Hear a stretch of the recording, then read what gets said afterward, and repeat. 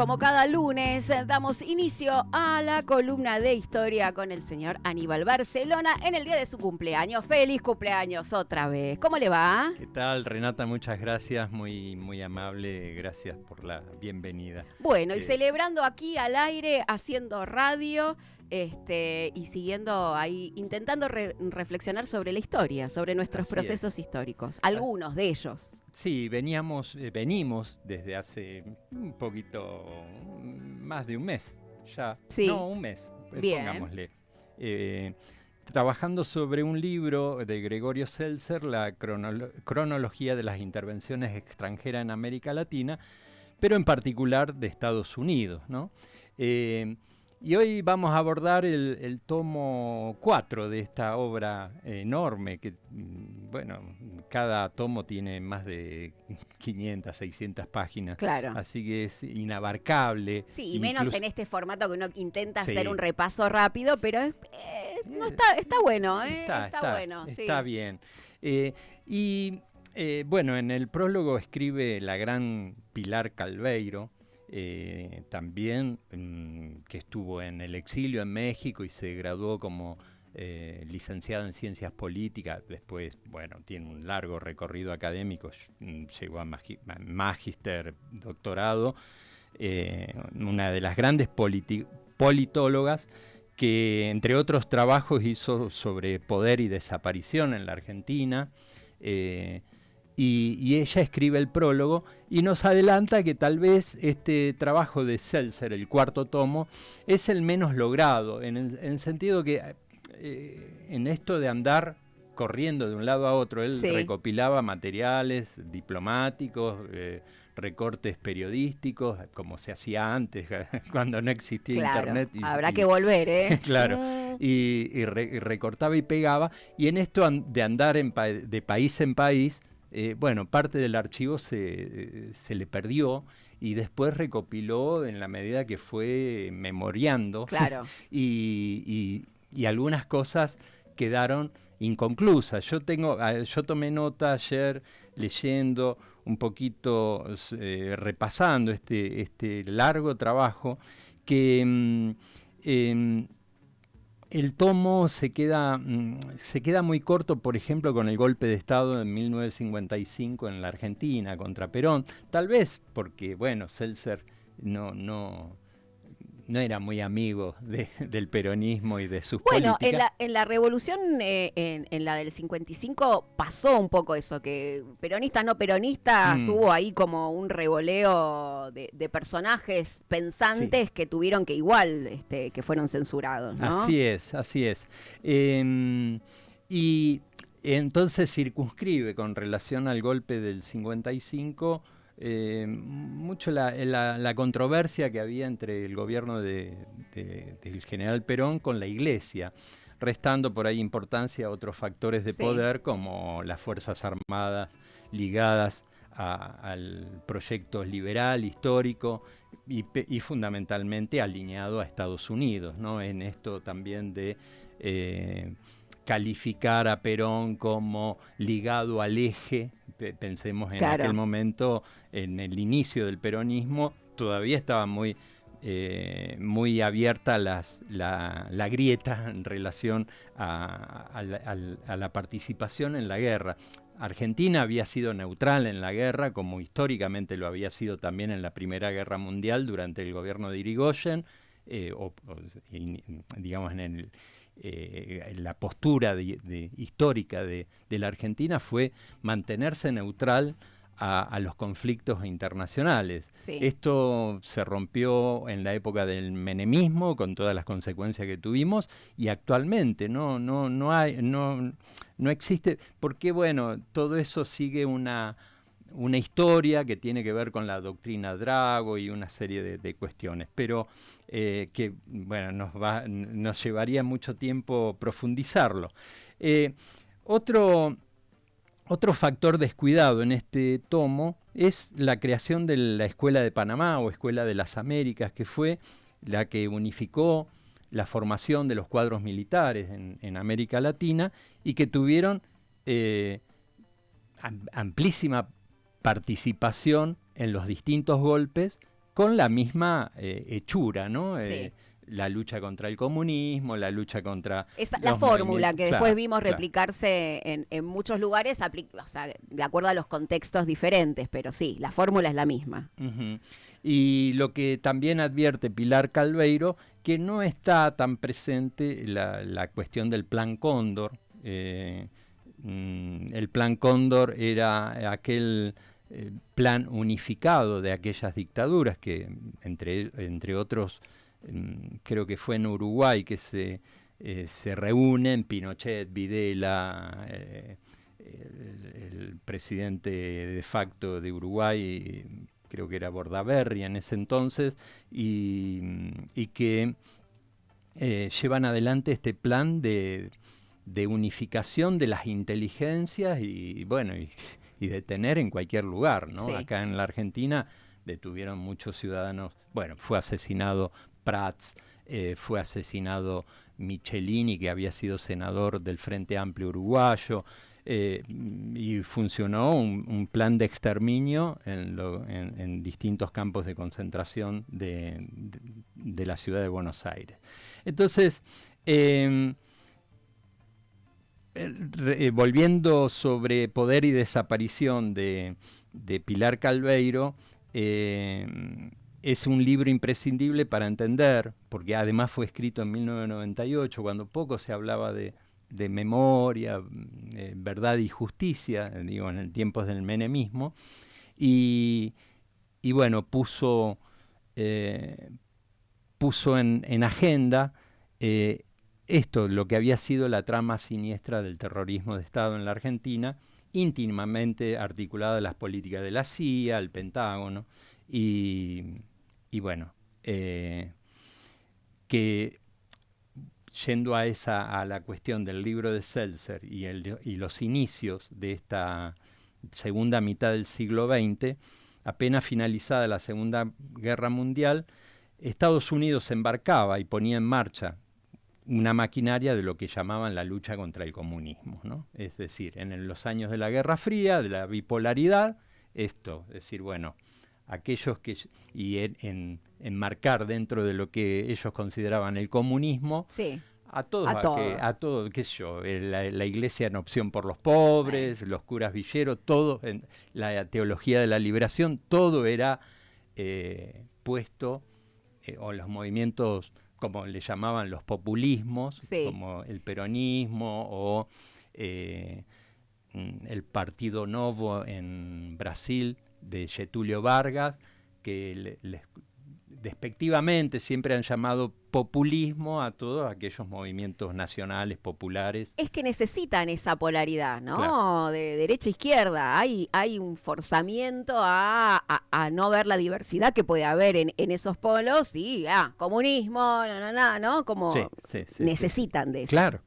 Sí. Claro, porque crean agendas, Claro. Y esto esto queda muy claro en el primer gran conflicto del siglo XX entre, en realidad, el conflicto que tiene Guatemala. Guatemala estaba gobernada por un coronel que se llamaba Jacobo Arbenz. Después vamos a agregar algunos datos de color ahí.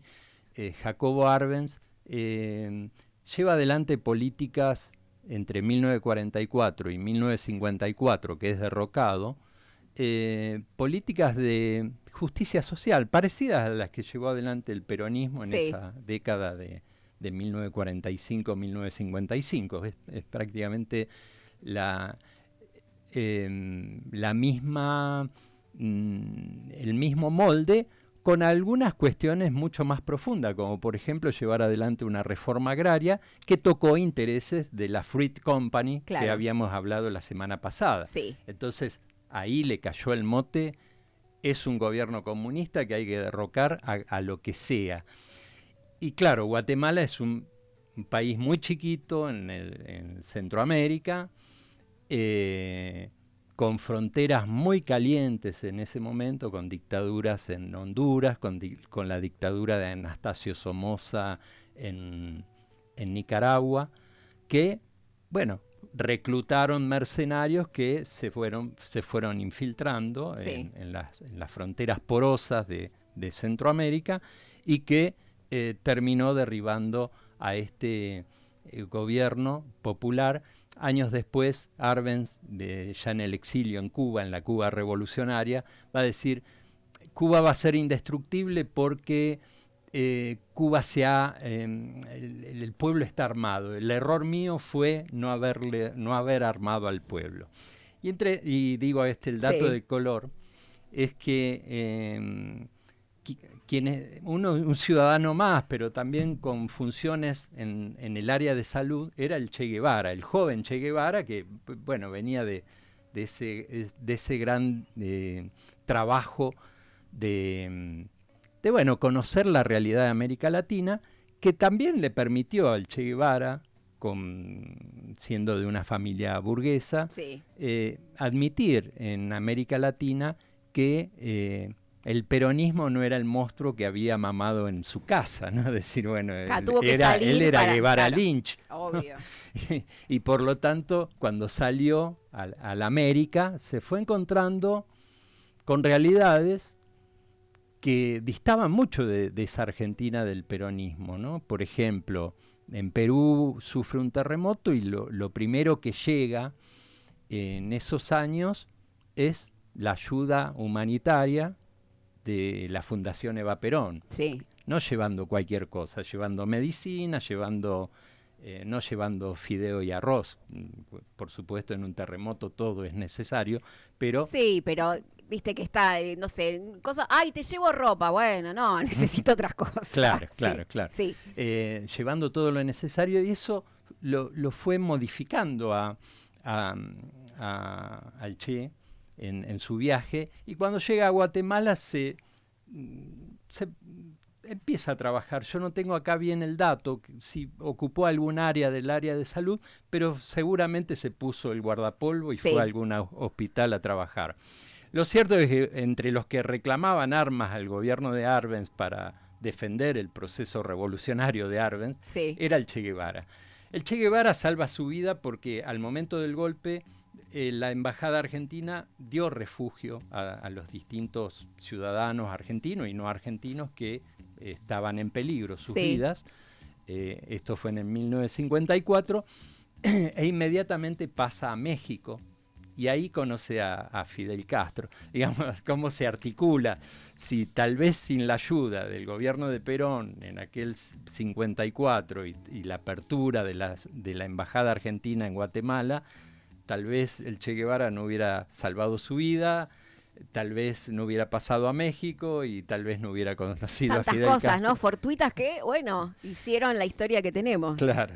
Así que, bueno, entonces, volviendo al trabajo de Seltzer, ya dejamos Guatemala por un ratito, por ahí lo vamos a retomar con alguna cita. Tal vez el trabajo de Seltzer está relacionada a las políticas llevadas adelante por Estados Unidos para ganar esta Guerra Fría. Digamos, el trabajo es de 1945 a 1990, que coincide con la fecha de la muerte de Seltzer. Entonces queda como inconcluso también porque, claro, sí, Estados Unidos gana la Guerra Fría. Y se pierde en eso el tamiz del lugar de los pueblos y las resistencias. Por ejemplo, cuando se refiere a la Argentina después del golpe contra Perón, no hay casi menciones a las luchas, a las resistencias del movimiento obrero contra las dictaduras y la proscripción del general Perón. Bueno, hay, por supuesto, dijimos que hacemos una breve mención a los episodios centrales, como recién hablábamos de Guatemala, el pequeño país centroamericano durante el gobierno de Jacobo Arbenz. Cuba, la revolución, sin duda, ocupa un gran lugar, y toda la trama del bloqueo por parte de Estados Unidos, el bloqueo económico y la invasión mediante fallida invasión a Bahía de los Cochinos, en lo que quedó. En programas anteriores habíamos pasado Playa Girón de Silvio Rodríguez, que se refiere a ello. Bueno, Brasil en los 60 es muy importante porque el golpe de 1964 contra João Goulart. Y por último, el otro episodio que tomamos en cuenta es el Chile de Allende en los años 70. Apenas gana Allende. Aquí queda muy en evidencia, y esto está muy bien registrado por el libro de Seltzer, como Kissinger, que era como el intelectual... sí, el intelectual orgánico sí. de la política exterior de Estados Unidos. Sí. Era como el canciller, ¿no? La CIA, el embajador Edward Kerry. Hay una película que recomiendo ver que se llama Salvador Allende, de Patricio Guzmán, sí. donde hay un reportaje y el tipo dice, apenas ganó Allende, nosotros nos pusimos a trabajar en su derrocamiento. Digamos, claro. pasó en el año 70 y hasta el 73, trabajaron continuamente, y aquí aparece también los directivos de la ITT, una empresa de las telecomunicaciones, que también trabajaron orgánicamente para su derrocamiento. El procedimiento de manual de estos 50 años ha sido el siguiente. 1. La intervención militar directa. Sí. 2. Los intereses económicos invariablemente lo animan, como por ejemplo recién decíamos lo de la United Fruit y la expropiación de tierras por parte del gobierno de Arbenz y la reforma agraria, tocaba sus intereses, que eso no lo podían permitir, entonces, o el ITT en Chile. Los procedimientos diplomáticos que la preceden y que van tejiendo alianza con las oligarquías de cada país. El otro es el despliegue paulatino y sistemática de violencia contra las poblaciones civiles resistentes, y la justificación siempre es la misma, el peligro comunista. Sí. ¿No? Ahí está. Sí.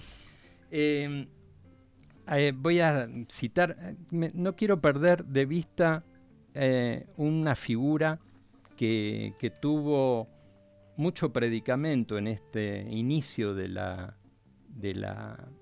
medio siglo, ¿no? Que es el embajador en la Argentina, Sproul Braden, ¿no? Sí, siempre ha quedado... Braden o Perón. Braden o Perón, claro. Y eso fue comunicación, ¿eh? Sí. Eso es estrategia de comunicación. Es decir, Perón dijo, yo no me estoy enfrentando a la Unión Democrática, me estoy enfrentando a la Embajada de Estados Unidos. Sí. Ustedes tienen ahí como... Bueno, vimos algo parecido en la última elección legislativa en Argentina. Claro, claro. Sí. Bueno, esa intromisión o esa intervención de Estados Unidos, descarada, Sproul Braden fue una figura... El tipo era ingeniero en minas, no tenía nada que ver con la carrera diplomática. Pero bueno, lo armaron como para que hagan una carrera... parecido ahora, ¿no? Sí. Que tenemos así como ese estilo. Claro. Y primero estuvo en Cuba, en la Cuba de Batista. Sí. No, previo a Batista. Bueno, pero Cuba cuando era un brazo... de Estados Unidos. Un brazo de Estados Unidos. De esa oligarquía, digamos. Claro, década del 30.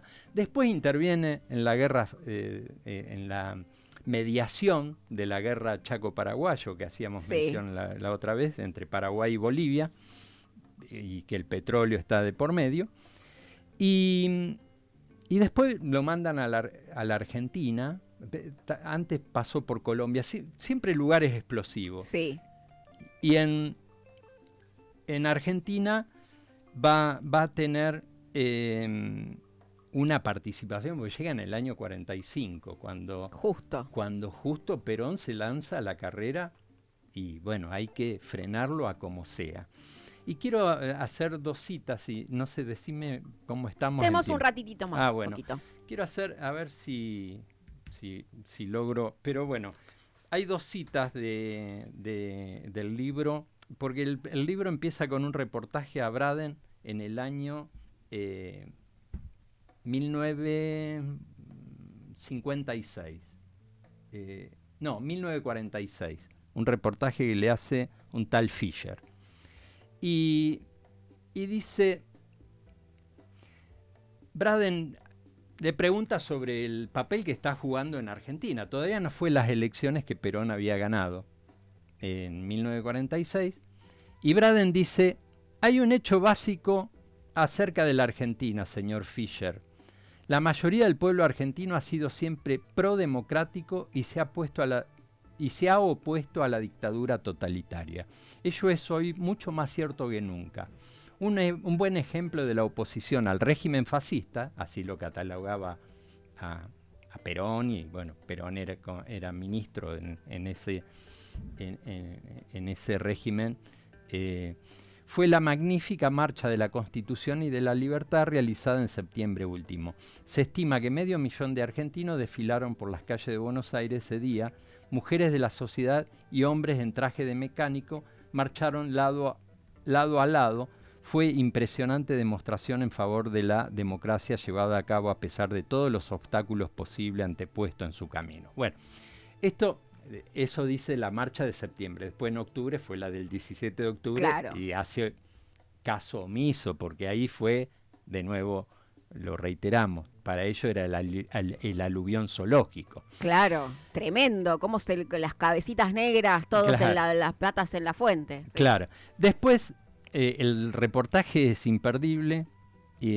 A Braden y un tal Briggs, otro miembro de carrera diplomática de Estados Unidos, hay una parte que habla sobre la economía, y esto es interesantísimo porque tiene un alcance enorme.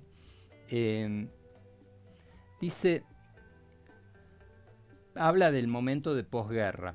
La elevación de los niveles de vida ayuda a posibilitar las instituciones libres, pero niveles de vida más altos no necesariamente producen la democracia.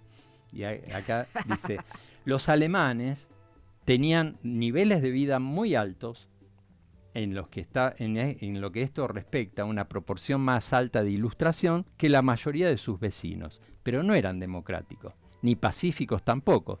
Y hemos de tener esto en cuenta al alentar la industrialización de las Américas. Yo sería culpable de una falta de franqueza si omitiera señalar lo siguiente. No tenemos interés en promover el aumento de la industria y de la productividad en aquellas naciones que se proponen crear economías reservadas, nacionalistas y agresivas, y agresivos mecanismos militares. Ello estaría en contra de nuestros propios intereses y contra los intereses de la Sociedad Interamericana de Naciones. Entonces, esto es clave. Esto es aplicable hoy. Sí. Bueno, Maduro se queda con nuestro petróleo, dice. Sí. Y que no pretendas vos desarrollar tu industria. Claro, vos me proveés de las materias primas que yo necesito para hacer yo la industria y ganar yo el valor agregado. Así es. Bueno, datos entonces para concluir. Esta caracterización, por supuesto, nos quedó por desarrollar varias situaciones. Por ejemplo, en 1957, ¿te acordás la semana pasada, Rena, cuando decíamos que con relación a la Revolución Mexicana, Estados Unidos no iba a avalar ningún golpe de Estado? Bueno, sí. en esta segunda parte del siglo XX van a avalar todas. Sí. Por ejemplo, van a propiciar, claro. Van a propiciar. En 1957, de 20 países latinoamericanos, 12 estaban gobernadas por dictaduras militares. Venezuela, El Salvador, Paraguay, Panamá, Colombia, Cuba, Honduras, República Dominicana, Argentina, Guatemala, Perú, Ecuador, Brasil, Bolivia, Chile, Ecuador y Uruguay vivieron uno o más golpes de Estado en este periodo. Argentina, entre 1955 y 1976, sufrió 4 golpes de Estado. Así que bueno,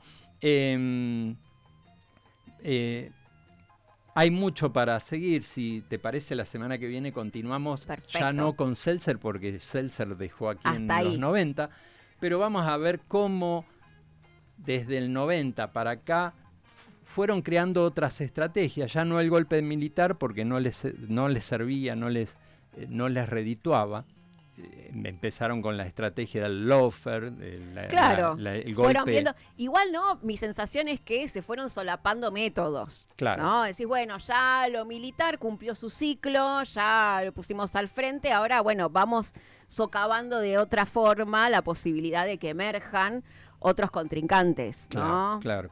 Y bueno, y en eso me parece que tienen como una múltiple, el lawfare, el lobby, que tanto decimos, como aparecerse más republicanistas y formar a las derechas aparentemente democráticas en todos estos países, y hoy vemos ese resultado. Sí, hay un dato que lo dice Pilar Calveiro, dice... la defensa de la unilateralidad y el derecho de intervención en estas guerras autodeclaradas. Por ejemplo, dice el encubrimiento de estas intervenciones unilaterales con la supuesta defensa de la libertad, ¿no? Sí. Hoy está muy presente. Y la defensa a ultranza de las palabras libertad, democracia y libre mercado, aunque después sostuvieran regímenes dictatoriales y regímenes de facto. Así que bueno, por esta semana dejamos y la semana que viene volvemos ya en el cierre de este ciclo de las intervenciones extranjeras en América Latina, principalmente de nuestro vecino del norte. Ahí va. Muchísimas gracias, Aníbal. Acá te manda un saludo muy especial, Laura, por tu cumpleaños. Muy bien, gracias. Y nos reencontramos la semana que viene. Muchas gracias, compañeras. Gracias.